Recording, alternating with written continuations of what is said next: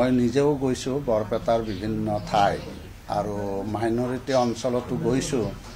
মানুহ যথেষ্টভাৱে উল্লাসিত হৈছে আৰু যথেষ্টভাৱে মানুহ আনন্দিত হৈছে আৰু মানুহৰ যেটো বিপুল সহাৰি মই সেই সহাৰি দেখিয়ে মই ক'ব বিচাৰো যে ফণীভূষণ চৌধুৰী নিশ্চয় প্ৰায় 3 লাখ ভোটতকৈ অধিক ভোটত তেওঁ জয়যুক্ত হ'ব এটো সঁচা কথা এটো আমি প্ৰ্যাকটিক্যালি দেখিছো ফিল্ডত গৈ দেখিছো আৰু ইতিমধ্যে আমি বিভিন্ন অঞ্চল আনকি সংখ্যালঘু অঞ্চলতো গৈছো সংখ্যালঘু অঞ্চলতো মানুহে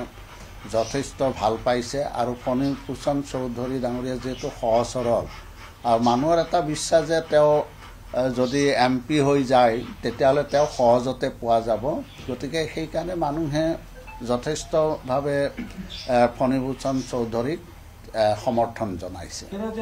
ধুবুৰীত কিন্তু কন্টেস্ট হ'ব ধুবুৰীত কন্টেস্ট হ'ব তিনিকুণীয়া কন্টেস্ট হ'ব আৰু মোৰ বিশ্বাস যদি সংখ্যালঘু মানুহৰ কিছু ভোট যদি আমি আনিব পাৰো তেতিয়া হলে হয়তো আমাৰ ক্যান্ডিডেটটো জয়যুক্ত হ'ব পাৰে সম্ভাৱনা কিন্তু নথকা নহয় আগৰ যেটো অৱস্থা আছিল ধুবুৰীৰ আমি যোৱা নিৰ্বাচনত যেটো দেখিছো এই নিৰ্বাচনত কিন্তু যথেষ্টখিনি পৰিৱৰ্তন আমি দেখা পাইছো গতিকে এইবাৰ মই নকওঁ যে মানে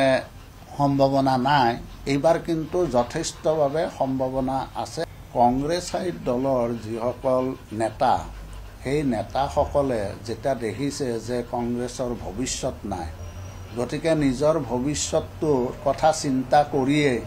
তেওঁলোকে নিজৰ সিদ্ধান্ত গ্ৰহণ কৰিছে তেওঁলোকে বৰ্তমান যে বিকাৰ উন্নয়ন হৈছে যি ধৰণে ভাৰতবৰ্ষৰ প্ৰধানমন্ত্ৰী নৰেন্দ্ৰ মোদীয়ে আজি গোটেই ভাৰতবৰ্ষৰ লগতে উত্তৰাঞ্চল তথা অসমৰ উন্নয়ন বিকাশ সাধন কৰিছে আৰু যোৱা বিগত বছৰ কেইটাতো যি ধৰণে অসমৰ উন্নয়ন হৈছে আৰু লগতে ডক্টৰ হিমন্ত বিশ্ব শৰ্মা মুখ্যমন্ত্ৰী ডাঙৰীয়াই যি ধৰণে বিকাশ উন্নয়নৰ ক্ষেত্ৰত ব্যৱস্থা গ্ৰহণ কৰিছে গতিকে মানুহে এতিয়া বা কংগ্ৰেছৰ যিসকল নেতা আছে সেই নেতাসকলেও এতিয়া তেওঁলোকে বিজেপিত যোগদান কৰিছে আগতেও কৈছো যে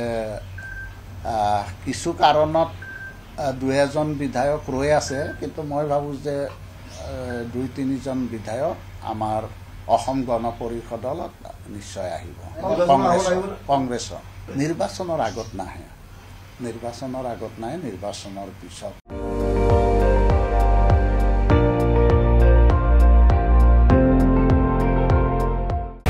আপুনি চাই আছে ND24